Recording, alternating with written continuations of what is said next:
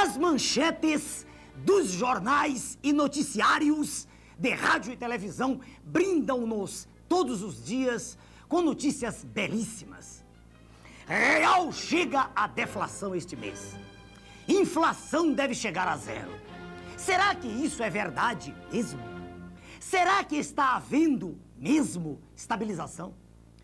A inflação é um processo em que os preços vão aumentando progressivamente em função de diversos fatores. No Brasil, como 2/3 da população vivem numa economia de subsistência, é completamente falsa a tese de que a inflação brasileira é uma inflação de demanda de consumo. A inflação brasileira é uma inflação de custos. Como no custo final de um produto estão sempre embutidos os impostos e as taxas de juros, é teoricamente impossível acabar com a inflação mantendo-se tão elevados os impostos e tão gigantescas as taxas de juros. Qual foi então o milagre do Plano Real? Que projeto maquiavélico, diabólico, foi esse que, sem mexer nas verdadeiras razões da inflação, taxas de juros e impostos elevadíssimos, está conseguindo mantê-la em níveis próximos de 1% ao mês? O governo, num passe de mágica, fez o real valer mais que o dólar. Diminuiu as tarifas de importação. Com o dólar barato e tarifas baixas, inundou-se o mercado com produtos importados, com verdadeiras quinquilharias. A indústria nacional foi obrigada a manter os preços baixos para poder concorrer com os preços dos produtos importados. Se os custos das empresas tivessem sido repassados para os produtos, elas perderiam o mercado cheio de importados. E assim começou o processo. O câmbio puxando a inflação para baixo. Houve uma perda salarial desde o momento da instalação do plano, avaliada em torno de 30% na virada da URV para o real. Não havendo aumento de salários, entrou em cena o segundo elemento puxando a inflação para baixo. Com as taxas de juros mantidas no alto, ficou quase impossível para os agricultores o pagamento dos empréstimos contraídos. Lembram da passeata a Brasília? Mas, se os agricultores repassassem os custos para os produtos agrícolas, perderiam o mercado, porque o governo também importou alimentos, baixando as tarifas para o nível daquelas da Argentina. Então entrou no cenário o terceiro elemento puxando a inflação para baixo. Os preços agrícolas baixaram, porque senão seria impossível para os agricultores venderem seus produtos. O governo não tocou nem de leve nos impostos e no ponto nevrálgico, as taxas de juros. A questão crucial da inflação brasileira, escondida pela imprensa, que é podre, é a alta taxa de juros com que se pagam os títulos da dívida mobiliária. Pagando-se juros de 2,5% ao mês sobre 80 bilhões, com B de bravo, bilhões de dólares, chega-se à cifra espantosa de 2 bilhões de dólares ao mês. São cerca de 65 milhões de dólares por dia. São quase 3 milhões de dólares por hora. Estes números são astronômicos. Se o senhor ganha R$300 por mês, bem mais que um salário mínimo, o senhor precisaria trabalhar apenas 833 anos para ganhar o que o Brasil paga em 1 hora de juros, somente juros. Aí vem o governo e diz que tem que privatizar as estatais para diminuir a dívida interna. Acontece que já se venderam inúmeras estatais, incluindo-se 2 gigantes, a Companhia Siderúrgica Nacional e a Usiminas, e a dívida interna vem crescendo. A dívida mobiliária era, em março de 94, 50 bilhões e meio de dólares. Em julho de 94, 59 bilhões e meio de dólares.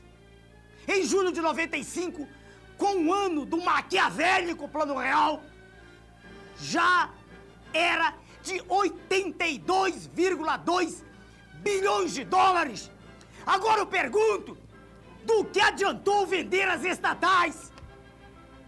Vender a Celsa do Espírito Santo por 250 milhões de dólares, que serviram para pagar 3 a 4 dias de juros. Lembre-se, senhor telespectador, só juros. Querem vender também a Vale do Rio Doce, detentora de um patrimônio incalculável, dona do subsolo mais rico do planeta. Querem vendê-la por 7 bilhões de dólares, o que dá para pagar 3 meses de juros. Veja, senhor telespectador, somente juros. Estão vendendo, entregando, dando de mão beijada toda a riqueza que é de nossos filhos, de nossos netos, e a dívida só aumentando. O plano diabólico conseguiu também quebrar os bancos estaduais. E lá vão o Banerj, o Banespa e outros que não conseguem pagar os juros. Sempre os juros. Querem privatizar até a Previdência, dizendo que ela dá prejuízo. Mas isso também é mentira. Nos últimos 10 anos, a Previdência só deu prejuízo 2 vezes. Em 1984 e 1988. É uma estrutura altamente lucrativa.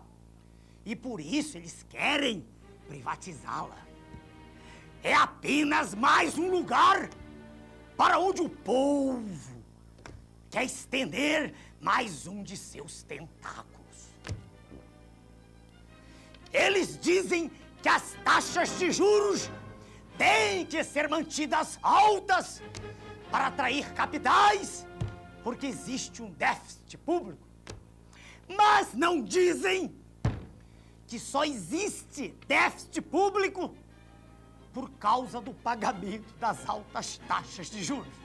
É o cachorro correndo atrás do seu próprio rabo. Baixando-se as taxas de juros, baixando-se o serviço da dívida, não existe déficit. Mas isso a imprensa podre não diz. Até quando a agricultura vai aguentar?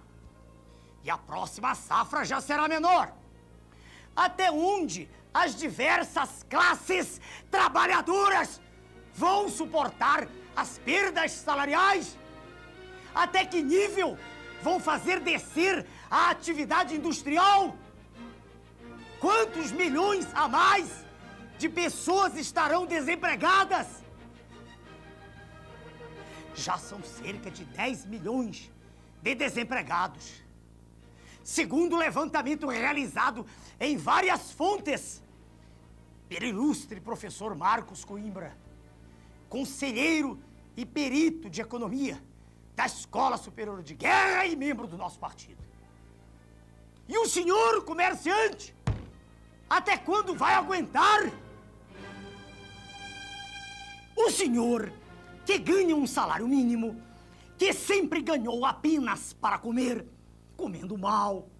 O senhor é capaz até de jurar que está tudo bem, porque o seu dinheiro que se volatilizava antes do plano, aparentemente agora rende na sua mão. Isso é verdade. Mas o que o senhor não sabe, porque eles não deixam o senhor saber, é que a situação atual está sendo artificialmente mantida.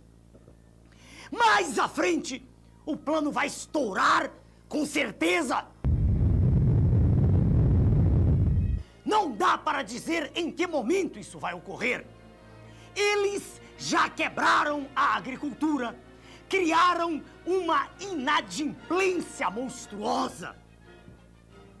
Vejam os senhores a que nível absurdo chegaram os títulos protestados, as concordatas e as falências.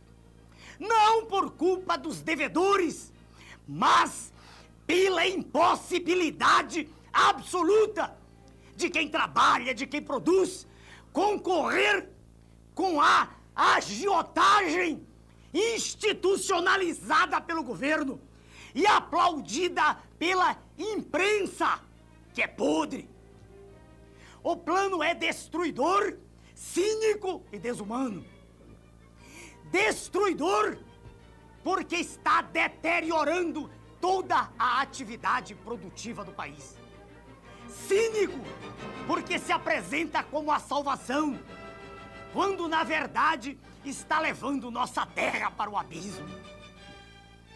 Desumano porque, à semelhança do que estão fazendo com a Argentina, com o México e toda a América Latina, faz crescer em todos os cidadãos a falta de confiança no trabalho, no governo, nas pessoas e no futuro da nação. Esta é a verdade sobre o plano real. Meu nome é Ernest.